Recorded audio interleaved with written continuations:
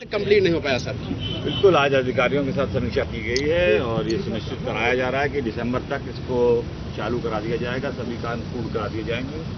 जमीन अधिग्रहण और मुआवजे की जो समस्या है वो जिला प्रशासन से बात करते हुए जल्द से जल्द उसकी पूर्ति। सर, एक ही नगर पंचायत हरैया है सर, वहाँ मऊ घाट और मुरादीपुर चौराहा है, वहाँ पर और भी क्या काम है। लगभग दर्जनों स्कूल के बच्चे जा रहे हैं, आए दिन एक्सीडेंट हो रहा है और नेशनल हाईवे पर गड्ढे भी हैं सर, लेकिन कोई कार्रवाई NHI वाली कर नहीं रहे। आज इसी की समीक्षा करेंगे, जहाँ कमियां होंगी वहाँ जवाबदेही तय की जाएगी।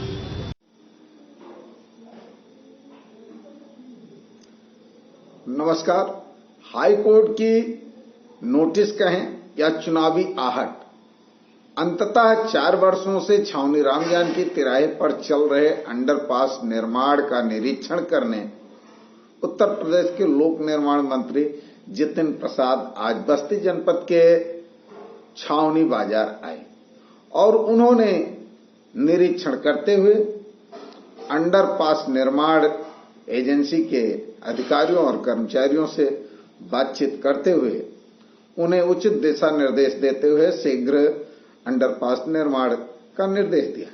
लेकिन बड़ा सवाल, जो अंडरपास वर्ष 2022 में बन जाना चाहिए था, जो बीते 4 वर्षों से बन रहा है, वो भी 50% भी नहीं बन सका है।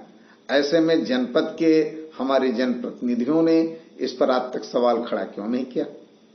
माननीय मंत्री जी ने इसके पहले इस बात की जांच या उनकी सरकार ने जांच क्यों नहीं की? क्या 4 वर्ष तक जनता को उस अंडरपास की आवश्यकता नहीं थी? निश्चित तौर पर ये चुनावी आहट ही कहेंगे या हाई कोर्ट द्वारा जारी जिम्मेदारों को नोटिस कहेंगे, जिसके क्रम में माननीय मंत्री जी आज जगे। और मंत्री ही जी नहीं जगे, आज भारतीय जनता पार्टी और विशेष तौर पर विधायक जी को भी ये महसूस हुआ कि हरैया का जो भवनान चौराहे का अंडरपास है वो कहीं न कहीं मानक विहीन बना है और इसी के चलते हरैया में आए दिन जल जमाव होता रहता है और उन्हें मऊ घाट और मुरादीपुर के खुले चौराहों की भी याद आई।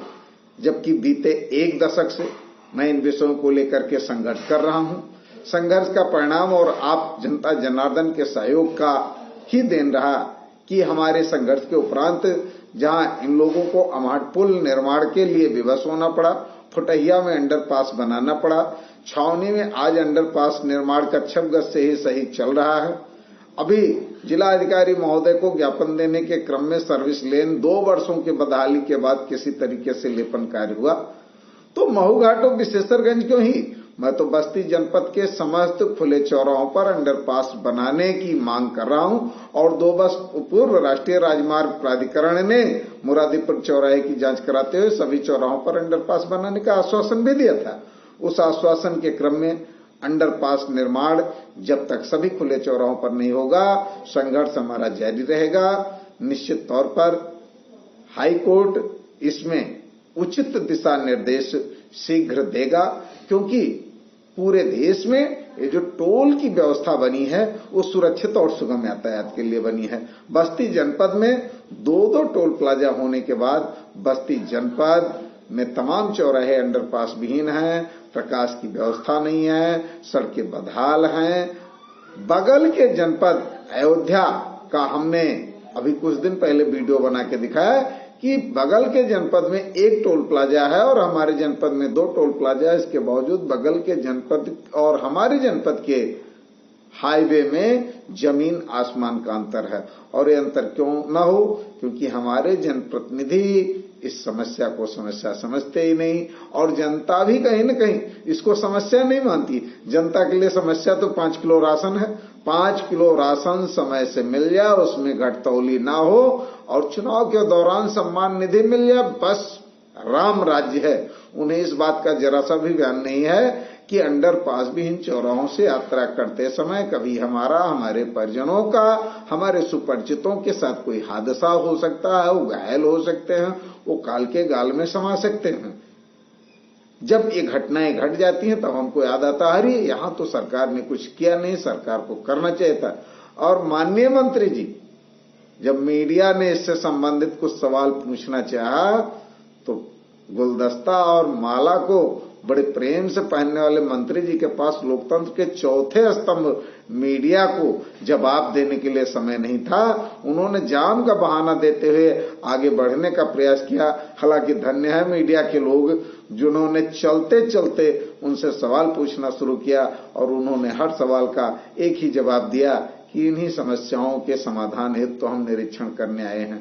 चलिए मंत्री जी, देर ही सही आप आए। उम्मीद करते हैं कि आपके आने के बाद चुनाव तक ही सही बस्ती में व्यवस्थाएं सुदृढ़ हो जाएंगी। वो आपकी वजह से हो, कोर्ट की वजह से हो, किसी की वजह से हो, जनता को बेहतर जन सुविधाएं मिलनी चाहिए।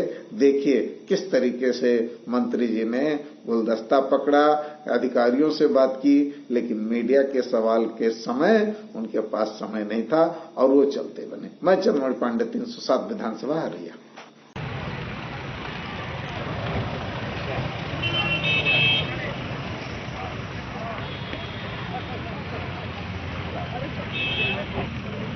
क्या दिखा रहे हैं? कहाँ खड़े हैं? खड़े कहाँ हैं? सर ये अभी कहाँ खड़े हैं?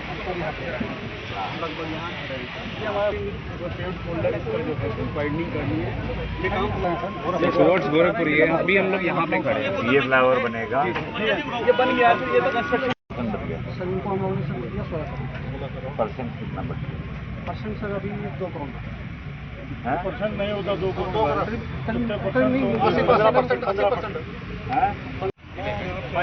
वो थोड़ा सा तो दबाव थोड़ा बनाए कई बार आज पोजीशन में दे देंगे। बस्ती और संसदीय नगर में सर एक ही नाला है sir, FLA officer, land acquisition officer. तो अगर संसदीय नगर में एक और बना देंगे सर तो दिक्कत हमारी कम हो जाएगी। कई पहले भी बताइए।